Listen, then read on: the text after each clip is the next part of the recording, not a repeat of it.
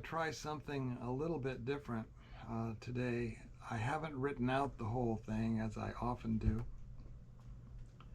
and just going to jump right into it. The topic of this, the title, is Sabe, meditation, the heart, light, and breath of life. And that's because of something someone said on the How to Hunt channel. Yesterday, January 8th, 2025, on How to Hunt, Steve Istall read an email from someone that summarized, I believe it was some First Nations person's conversations with the Sabe people.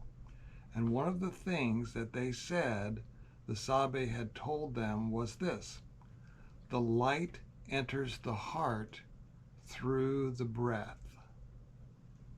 The light enters the heart through the breath. And I've heard a lot of things like that in the Baha'i writings before.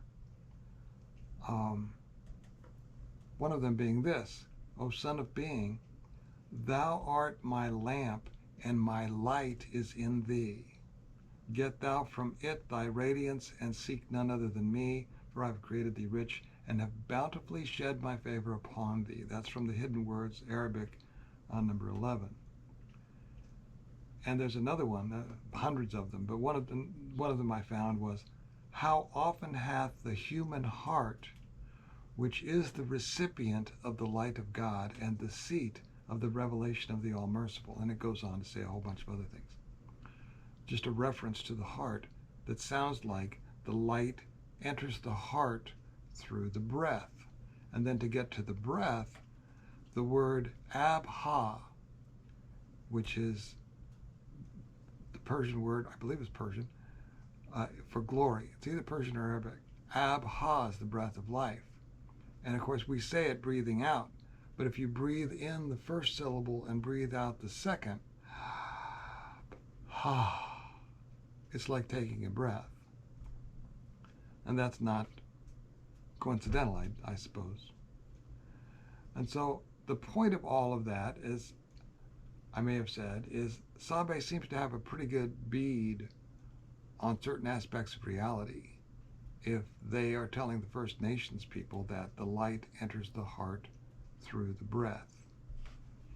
And that got me thinking about meditation because of something that my wife had told me the other day that she had heard Hooper Dunbar say in a YouTube talk that he gave on Baha'i perspectives on meditation. And I will put that link up here on the screen so you can see it. And I was thinking meditation may not be what I think it is. One form of meditation can be reflecting deeply upon the meaning of the writings. So for me, I'm probably going to reflect deeply on the meaning of the Baha'i writings. You reflect upon whatever writings you like. It's the same thing. Trying to figure out how they apply. And there's a couple other things that go with this. From Sean Ryan's show the other day, still up on YouTube right now, he has an interview with Skip Atwater, who is one of the people got involved in remote viewing, which he says is actually not remote viewing. Because reality is one thing. It's not remote. And he got to talking about that there is one everywhere and one every when. There is no here, or there where you are, no here where I am. It's all one thing. And the Baha'i writings have a lot to say regarding that as well, that may offer insight, a way to ask a better question about it. And that has to do with meditation and the sustenance that God provides everyone, every second of time, which actually may be non-existent. I'll read you this, and you can make of it what you will. This human plane or kingdom is one creation, and all souls are the signs and traces of the divine bounty. In this plane, there are no exceptions. All have been recipients of their bestowals through the heavenly bounty. Can you find a soul bereft of the nearness of God? Can you find one whom God has deprived of its daily sustenance? This is impossible. God is kind and loving to all, and all are manifestations of the divine bounty. This is the oneness of the world of humanity, unquote. That's from the Promulgation of Universal Peace. Now, one verse is not dispositive of the entire topic. Other people will have other things to say about it and other opinions about what it means and all of that. So take from it what you will or don't. It's okay. It's not intended to say everything.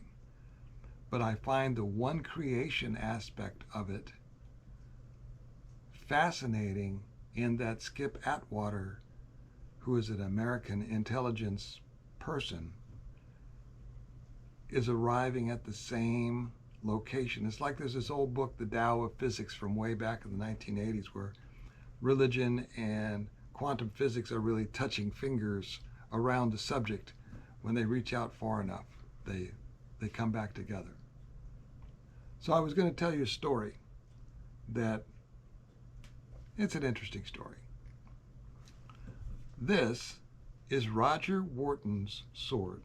Roger's like a second cousin of mine, twice removed or something. And when I was 9 years old, he gave me this family heirloom that had been passed down through his family. And it is a dragoon saber. I'm a historian, and this may be wrong, but about the time of the Louisiana Purchase, the United States formed 2 cavalry regiments that they called dragoons. They were based on heavy cavalry from Europe, and Colt made a dragoon pistol and all of that. And so I always liked this sword because it's one of the last ones that was made by hand, largely by hand. There may have been some industrial processing of it, but the writing on the blade, which you can't see in this light, was put on there by hand in script. It says United States of America. All written. It's not stamped on there. It was written. So anyway, always loved this sword. I was 9 years old when I got it. And that would be about 1960. And I kept the sword, one of my prized possessions, until early in the 1980s. I was trying to give up, war toys, and I gave the sword to the newly formed Quincy Museum, Quincy, Illinois. And then I went off and lived 30 or 40 years of life in various places around the world. And when we came back to the Midwest after being in Las Vegas, Nevada, and Haifa, Israel for, 3 years in Haifa and 10 years in Las Vegas. And I came back to Quincy in the 2011 or 12. And I thought, I'd kind of like to see that old sword again. Like, what happened to my ring? So anyway, I went in and asked him, hey, do you still have that sword? And the curator of the museum said, I think I know the one you're talking about. And they went down to the basement and they said, yeah, you know what? This sword was never logged into inventory and has never become part of the museum collection. It's always been your sword. So here you go. And she handed it back to me. And I thought, only in a small town could that happen.